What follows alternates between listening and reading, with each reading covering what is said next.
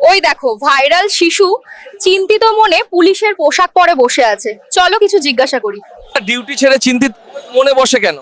কি আর করব, সামনে পুজো, তাই বাড়ির জন্য চিন্তা হচ্ছে। একটা কথা কি জানেন, পাবলিকের নজরে পুলিশ খারাপ, কিন্তু পুলিশের মনের কষ্ট কেউ জানে না। পূজাতে প্রত্যেক মানুষ তার পরিবারের সাথে, স্ত্রী ও সন্তানের সঙ্গে পুজোতে ঘুরতে যাবে, আনন্দ করবে।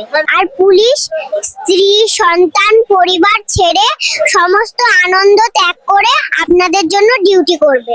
উৎসবে পুলিশের না আছে ছুটি, না আছে আনন্দ, না আছে পরিবার, শুধু ডিউটি আর ডিউটি। পুজো বা কোনো অনুষ্ঠানে পুলিশ সবার আগে যায়, কিন্তু ফিরে সবার শেষে। এটা পুলিশ হয়তো অনেক মাইনে পায়, কিন্তু নিজের জন্য সে 1 টাকাও খরচ করার সময় পায় না। এই পুলিশের জন্যই আপনারা নিশ্চিন্তে রাতে ঘুমাতে পারেন, রাস্তাঘাটে চলাচল করতে পারেন।